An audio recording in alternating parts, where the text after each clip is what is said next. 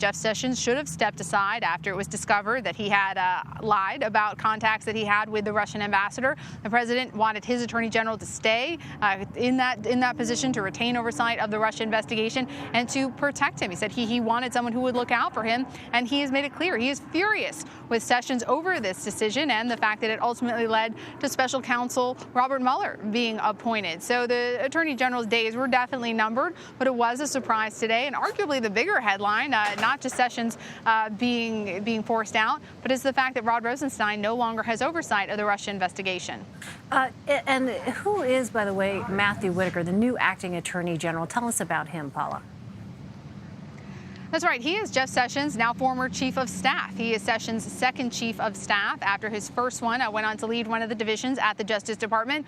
Whittaker has previously served as a U.S. attorney in the state of Iowa. When you talk to Whittaker, the first thing that comes across is that he's definitely an outside the Beltway guy. He's definitely an Iowan, Midwesterner.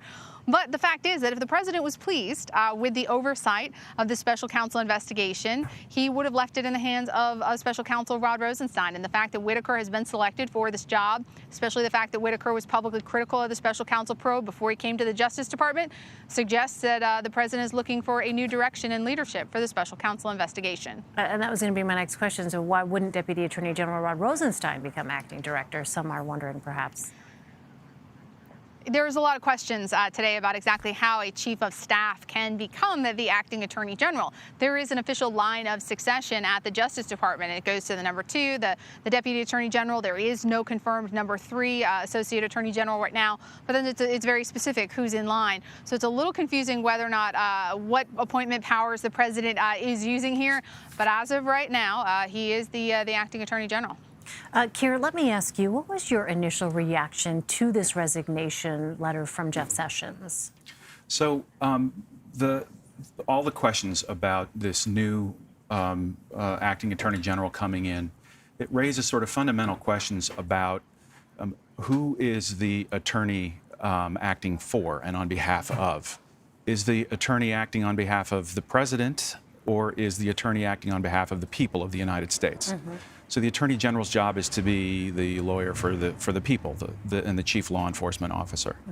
Mm-hmm. So all of the concerns about the long tradition that we have in our country of an independent and competent law enforcement administration of our laws and our courts come into play in a situation like this, where there are apparent political motivations relating to a president who was under investigation by the Justice Department. And to be clear, when an attorney general, acting or otherwise, takes that oath of office and basically swears this allegiance, that allegiance is to whom or what? It's to the Constitution, and it's to the to the appropriate discharge of the laws and the Constitution. And it's also to impartiality. That's sort of built in to the job. Mm-hmm. Not just being impartial, but continuing to have the appearance of impartiality. Mm-hmm. And based on some of the statements that I understand Mr. Whittaker has, public statements I understand that he's made previously, there are certainly some questions about that. All right, Paula, let me ask you about this. Sessions makes clear in the first line of this letter that he is stepping down because the president wanted him to. What did you read into that line? Well, he wants to make it clear this is not his decision. He loves this job. Jeff Sessions will tell you this is the greatest job he's ever had. It's more than he's ever imagined for himself, and every day he loved doing this job. Now, not everybody loved the job he was doing, let's be clear, but it gave him a chance to unilaterally implement policies that he was never able to get passed during his many years as a senator, and he did not want to go. He was not just going to step aside and go quietly. He wanted to continue what he believed was very important work, specifically when it comes to immigration and combating violent crimes. He wanted to make it clear, look, I'm not going of my own volition. Everyone saw the writing on the wall. Everyone expected this would happen, but he wanted everyone to know this was not his decision. He was not walking away from a job that I can tell you in conversations with him he truly loved. And Paula, can you just elaborate on something you said earlier about the fact that what is also significant here is that Rod Rosenstein will no longer be overseeing the Russia investigation. Tell us more about that.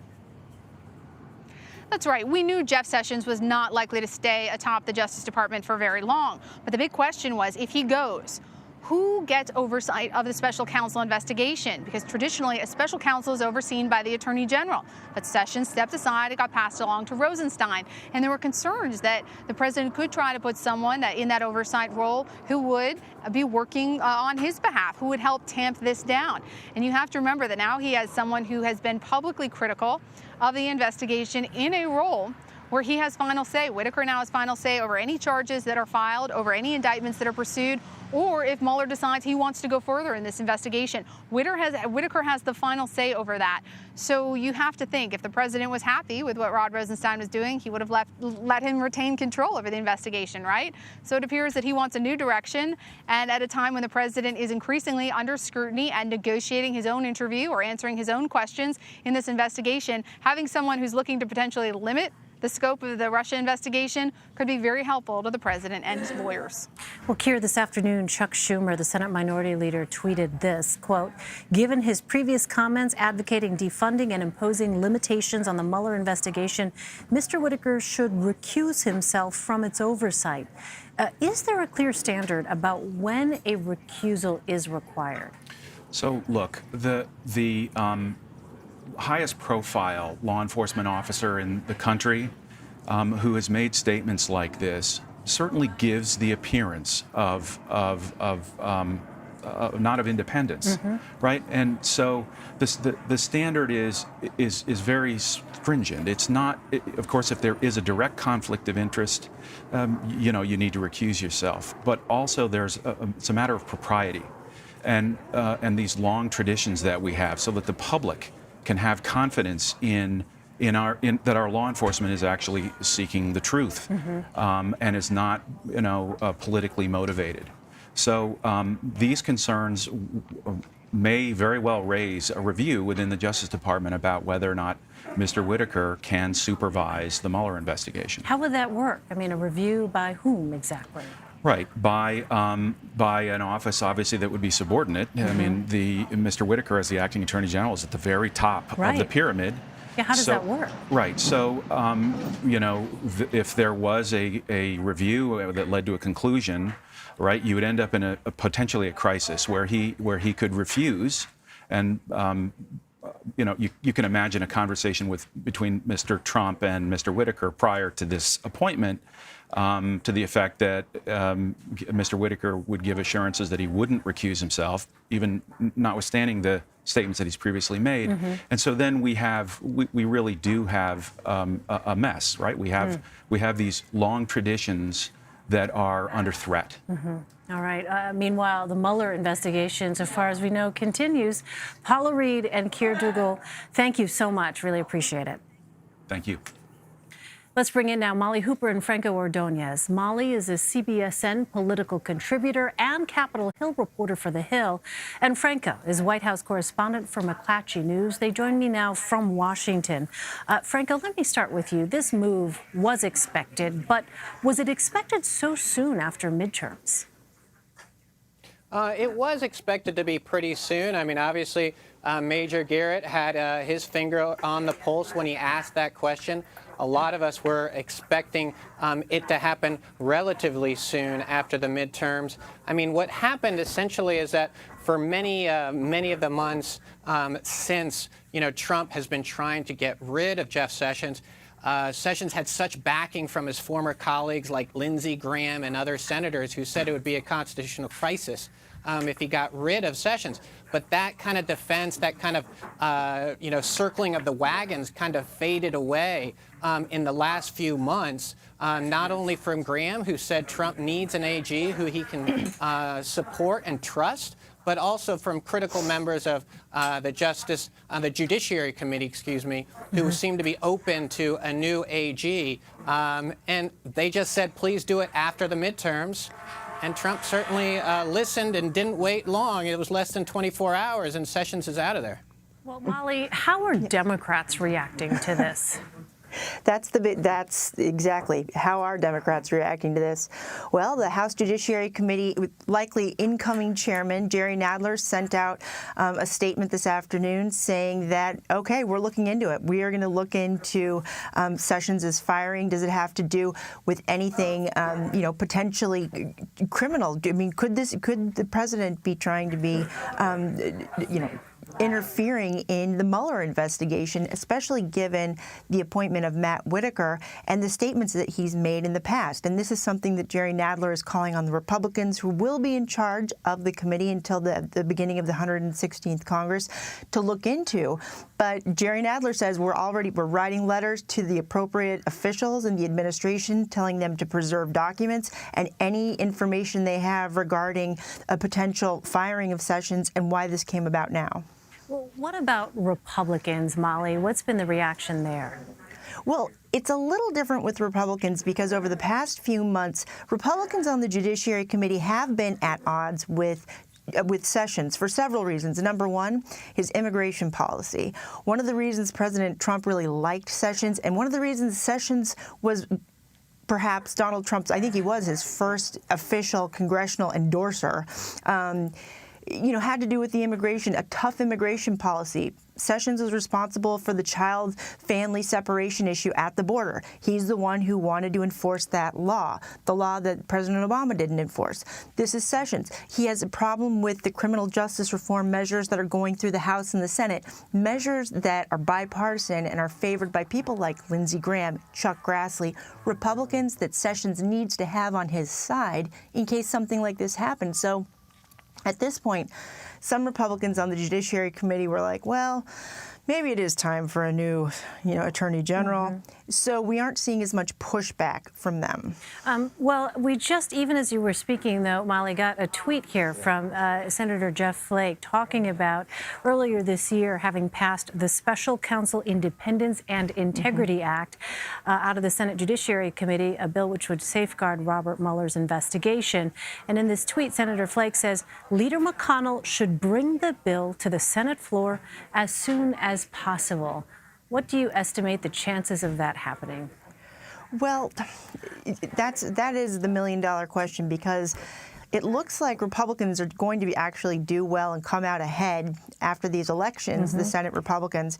And so it's unclear if McConnell would want to move something like that in a lame duck session. At the same time, he doesn't want to be embroiled in, a huge fight that's going to take place between House Democrats on the Judiciary Committee and the administration over this issue.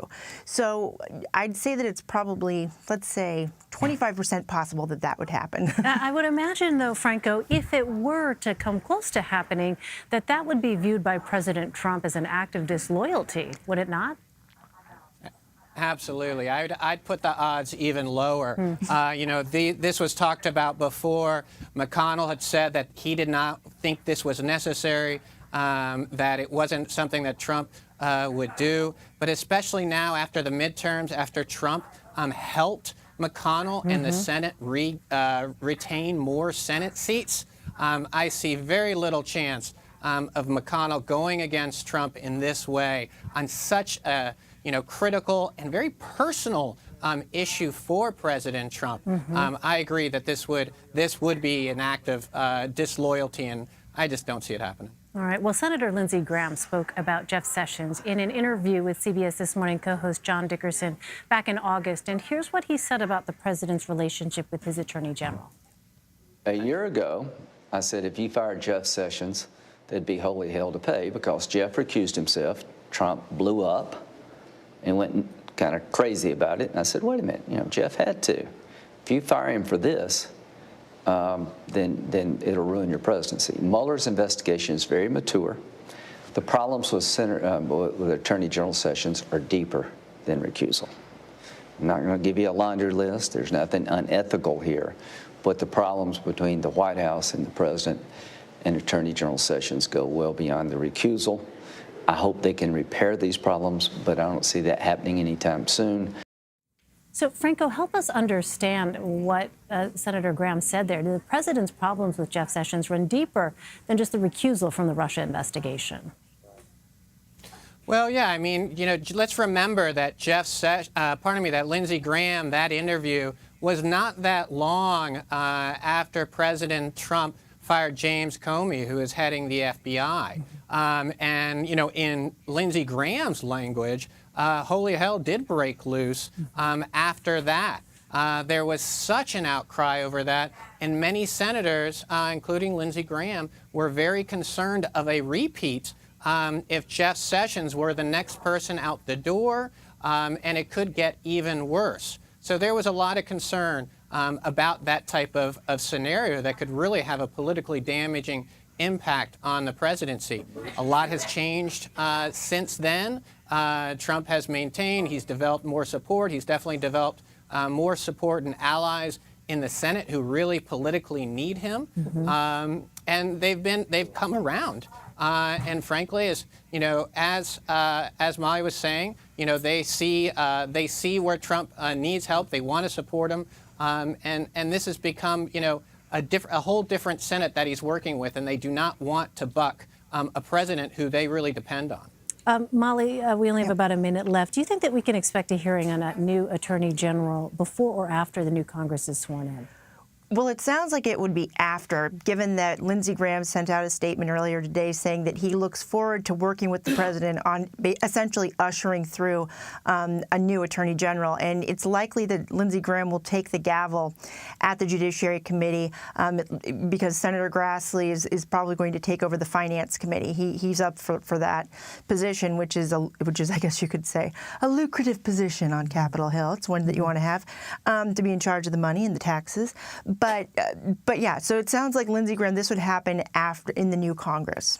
So it'll be interesting to see what happens with Mitt Romney, who will be in that Congress, as well as perhaps Rick Scott. You've got two of these strong governors, former governors, and in Mitt Romney's case, former presidential contender coming in. Will they support him? How will that play out? The dynamics are fascinating. Perfect. And you know what? We're going to be talking about midterms. So Molly and Franco, please stand by, because coming up, in case you forgot, there was an election yesterday. Democrats took the House and Republicans made gains in the Senate. So what can we expect from the new Congress? You're streaming Red and Blue on CBSN.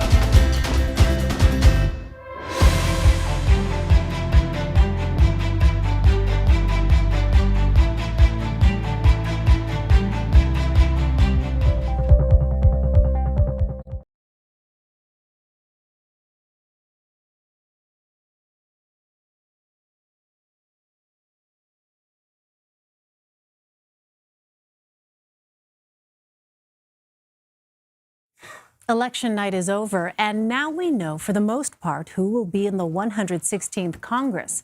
Democrats picked up more than 24 seats in the House. Some races still haven't been decided yet.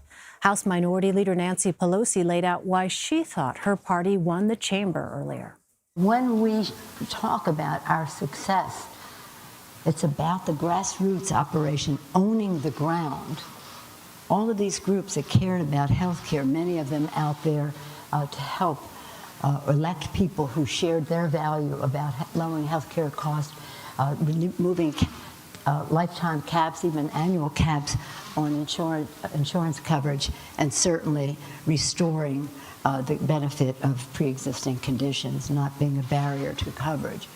Most importantly, though, are the quality of our candidates. They're spectacular from every walk of life, and some of them from a couple of different walks of life. And when they come here, they'll bring their experience, their knowledge, and especially their values to the Congress. We look forward to that. Republicans will keep control in the Senate and even gain seats in the upper chamber. Majority Leader Mitch McConnell gave some credit for that to Justice Brett Kavanaugh's contentious confirmation battle. I think the Republican sort of core voters in the states that were critical to us were highly offended by the questioning of the presumption of innocence and the tactics. And I think it was like an adrenaline shot. We were worried about lack of intensity on our side, and I think the Kavanaugh fight certainly provided that and was extremely helpful. It's noteworthy that the one Democrat in a red state who survived voted for Kavanaugh, Joe Manchin. In the longest news conference of his time in office, President Trump called out specific Republicans who lost their races because, as he put it, they did not accept or embrace his help.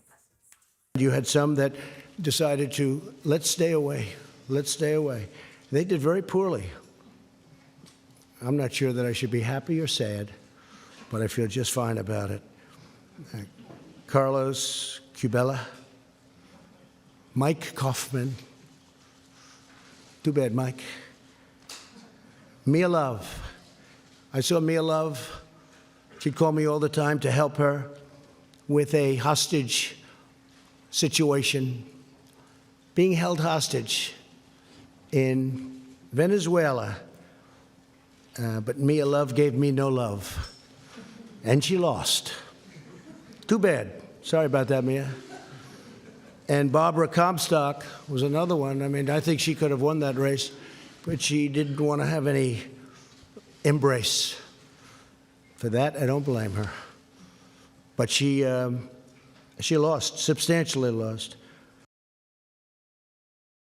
Joining me now to discuss the 2018 midterms is the keeper of the crystal ball, director of the University of Virginia Center for Politics, Larry Sabato, and still with us in Washington, our CBSN political contributor, Molly Hooper, and McClatchy News White House correspondent, Franco Ordonez. Larry, I'd like to start with you. There are two Senate races still outstanding at this point. It appears the Florida Senate race is headed for an automatic recount, and in the Arizona Senate contest, roughly a quarter of the ballots are still out.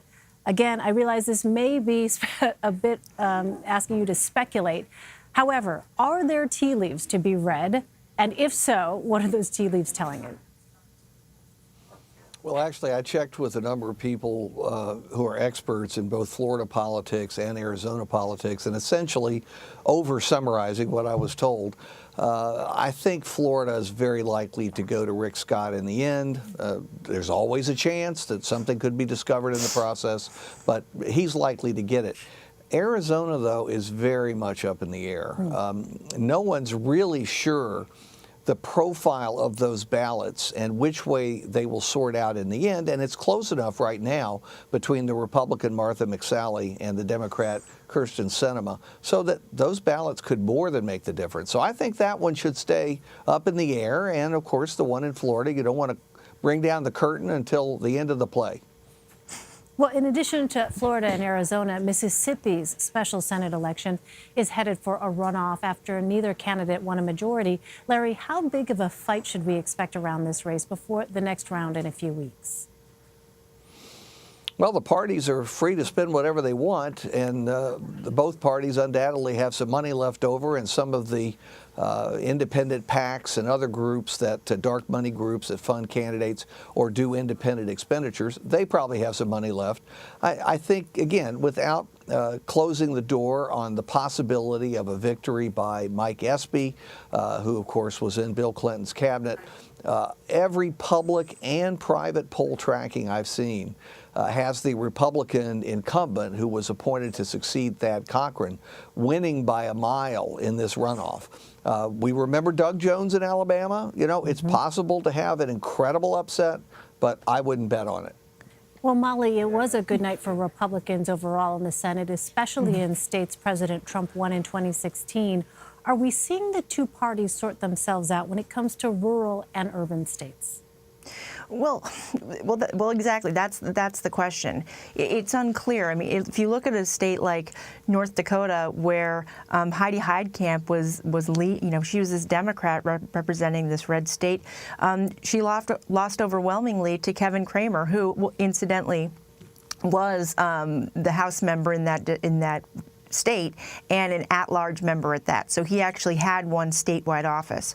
But I think that's where Democrats are having some problems. If you look at the districts that Republicans lost, the districts that President Trump mentioned, Carlos Curbelo, that was a Hillary district. Mia Love was not a Hillary district, but she was faced with the medicinal marijuana was on the ballot in Utah. That didn't work to her advantage. But a number of those Republicans who sat in districts that Hillary Clinton won, they either didn't run for re-election or they lost their races. Well, Larry, Democrats fared better in the races for governor, especially in the Midwest, with one major exception, Ohio. Why do you think this race turned out so differently compared to Pennsylvania, Michigan, and Wisconsin? You know, one of my outstanding crystal ball executives published a book about Ohio politics. He's probably the #1 expert about Ohio politics. It was called The Bellwether. Well, we've come to a conclusion together that Ohio is no longer a bellwether. It voted for Trump by between 8 and 9 percentage points in 2016. It has been becoming more Republican at various levels, not just the presidential level. And I think this election was really revealing. It wasn't simply that they lost the governorship, it was also that Democrats lost the ability to defeat several Republican incumbent congressmen in a year when they really should have, based on what happened in other states in similar districts. Well, while Democrats made gains in state houses across the Midwest, Republicans largely held on to governorships on the East Coast. Franco, why were Democrats unable to win in blue states like Maryland and Massachusetts? Look, I mean, I think you pointed out pretty well about the divide between urban and rural voters. Trump obviously was getting out there into many of these rural areas and, putting on a big charge. I think you also mentioned earlier about the Kavanaugh and enthusing some Republican voters and perhaps some Democrats who were kind of on the fence, who felt that Kavanaugh was improperly accused of some of the things that he was accused of. But, it was interesting watching the press conference earlier today. I was there listening to President Trump talk about this, and he kind of revel in the Republicans who did not go his way, who would not align themselves with the president. And he seemed to be sending a very clear message to his allies as well as adversaries that if you don't align with me, then you're going to lose, which seemed to set up future battle for the next 2 years. Yeah, that was really a remarkable moment.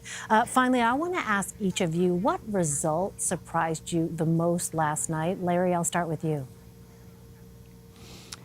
The result that surprised me the most, I really was surprised by Ohio, and I was also surprised by Florida. Those results for governor in both states and also senator in Florida contradicted not just the public polling, but also the really expensive and well-done trackings that led to the views of most of the professionals in politics.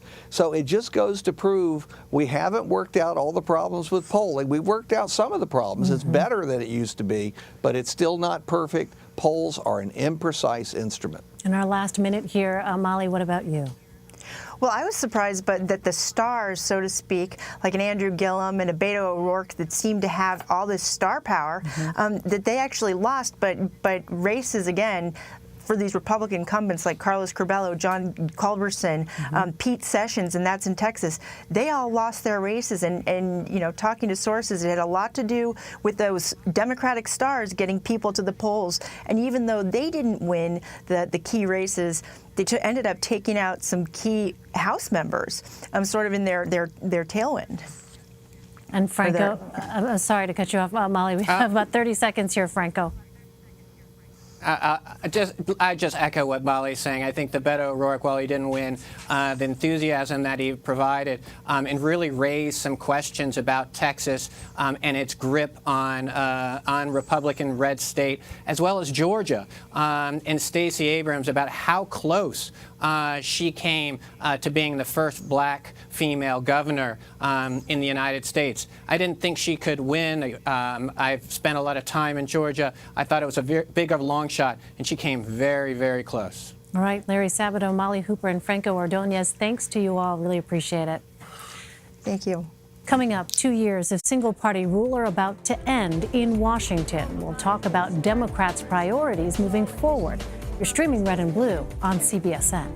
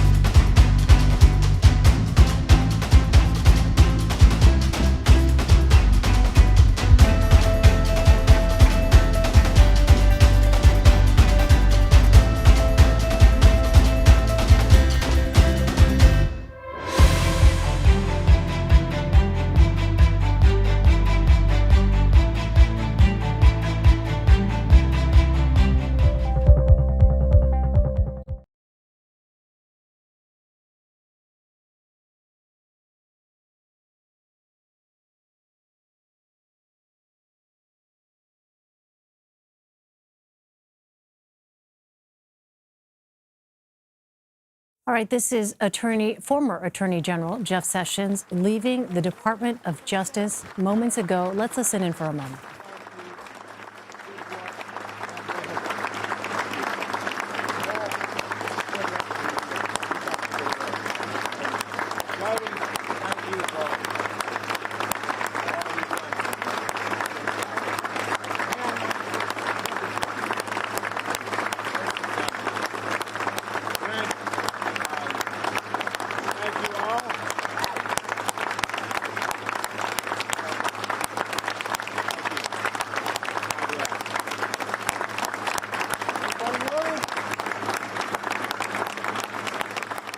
Right, former Attorney General Jeff Sessions there just a short time ago departing the Department of Justice after resigning at the request of President Trump. He said in his resignation letter to President Trump, "In my time as Attorney General, we have restored and upheld the rule of law, a glorious tradition that each of us has a responsibility to safeguard."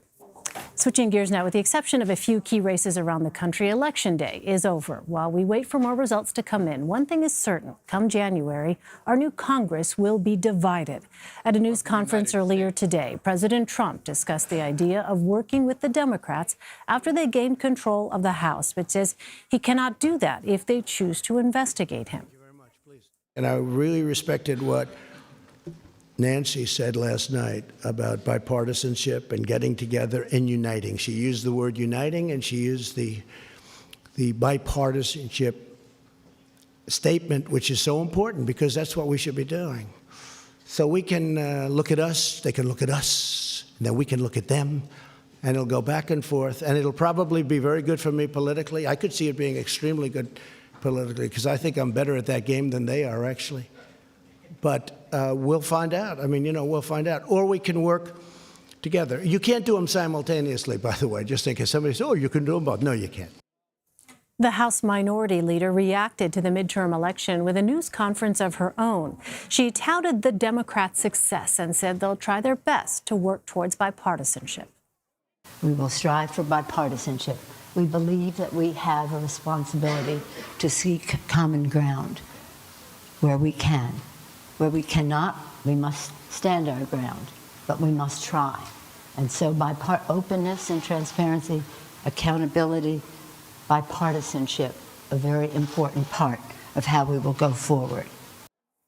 Joining me now on set is CBS News political contributor and Republican strategist Leslie Sanchez, and Joel Payne is a Democratic strategist and also a CBS News political contributor. Welcome to you both. Joel, before we dive into what lies ahead here for Democrats, I want to get your thoughts on the resignation of Jeff Sessions. Well, I mean, I guess if we're reading the tea leaves here of what this president has done, we really shouldn't be surprised. According to some reporting that's already been done, he'd been planning on doing this for weeks and had been advised by some of his inner circle to wait. I think what's going to be most interesting is how Democrats are going to respond. And, we talked about this a bit earlier, that we're entering the 2020 season. And so while it's important to hear from a Nancy Pelosi or to hear from somebody like a Chuck Schumer, right? Those official leaders of the party. There are new leaders of the party that are going to be emerging. The people who are running at the top of the ticket, the Elizabeth Warrens of the world, the Bernie Sanders of the world, potentially a Kamala Harris, a Cory Booker. I'm curious to see what their reactions are going to be, because that's really going to set the tone for how Democrats are going to respond. That's a really good point. Leslie, let me ask you, we know that timing is everything, of course, in life and in Washington especially. What do you make of the timing of this resignation here just after the midterms? Definitely the president has extraordinary political timing. He realizes that people criticize him for stepping on his own story, but he is putting it all out there in one day. We are no longer talking about the Democrats taking over the House. We are now and then we were talking about this kind of exceptionally weird, long press conference. Now we're just talking about the state of the Justice Department and who's going to be leading that. It's not somewhere the president wants to be, but I definitely think he's taking a forward initiative. He looks like he has a plan. How politically that is going to shake out, especially now that you have this new kind of prowess, political capital that the president actually has. That's what's different. All of a sudden, he's up to full in terms of how he can navigate around Washington. And I think he's really going to take advantage of that. So, Joel, in January, you're going to have these Democrats now with the power to investigate with a new Congress here. What do you think the risk is, though, that perhaps some may try to go after the president too aggressively? That's a threshold question that Democrats really have to wrestle with over these next few weeks as they start to think about what their majority team, or rather their leadership team, is going to look like in the House Democratic caucus. I'm of the opinion that the president is being very intentional here and trying to lure Democrats into a fight. I think he wants this fight. He's emboldened coming off of last night, off of, you can call it victory, loss, but he feels good. It's clear that the president feels, I'm strong, I'm powerful. The losses that the Republicans incurred aren't my fault. The wins, the gains that Republicans had are my fault. So I'm going to continue to direct traffic here, and I'm going to be leading the dance here between myself and Democrats. I want to play some comments from South Carolina Republican Senator Lindsey Graham on CBS. He was asked about the prospect of impeachment proceedings against the president. Let's listen. Been there, done that to my Democratic friends. I wouldn't suggest going down that road. It did not turn out well for us. If they do that, I think it's going to, blow up in their face like it did ours. So, Leslie, what lessons did Republicans learn from the 1990s when they impeached Bill Clinton? Don't shut down the government and don't start that process because it's really destructive for the party, because you have to know what your end game is. And I don't think Republicans had a very clear idea. It was very sophisticated or well thought out. And think about how this is laying out in terms of a chess game. Now you have Republicans and even the Senate Republicans are completely the crickets up there. There's very little idea of saying let the special counsel conclude his investigation. No one is saying anything about that right now. So if it looks hyper-partisan on impeachment, on the investigation, if you try to politicize this, and the president can say, look, it's always been a witch hunt. Now look at all the Democrats who are jumping on the bandwagon trying to say that there's something there. It's really a lot of nonsense, and he's going to be pointing to public opinion polls that are now moving in his favor, that people want the special counsel to wrap this up. So the president has his finger to the wind. I think he's reading that properly. If he politicizes it, which I'm not saying is the right thing to do in terms of governance, but it may be the right thing to do in terms of his political kind of viability. That's really the risk he's going to take, and I think the president believes it's going to pay off.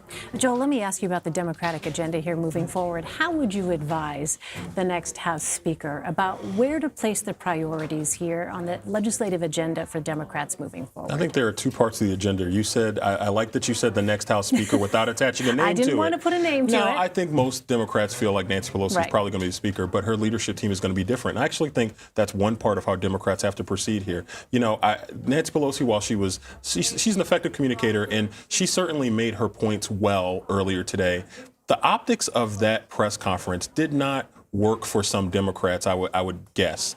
The idea of having President Trump already trying to set this up as Trump versus Pelosi, and then to have her come out by herself. Where are all the women that were touting that won last night? Where are all these dynamic new leaders in the party?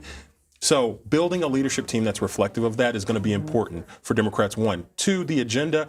If Democrats are minimizing their agenda to just using the subpoena power to, harangue the president, I think that that's a losing strategy. One, I think the American people are tired of that because they've seen enough of that from both sides. And two, I think Democrats are missing an opportunity to hit Republicans on issues that really they have the wind at their backs on, like health care, like the economy. There are issues that we know move voters. Democrats now have an opportunity to have a seat at the table in framing the agenda. Leslie, the Tea Party movement helped launch Republicans into the House majority in 2010, and they've held it for 8 years.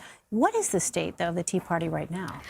Really non-existent. You had the Freedom Caucus and kind of this hardliner approach, which really drove a lot of the direction, and more so, it obstructed the capacity to do larger endeavors because it was so extremely powerful.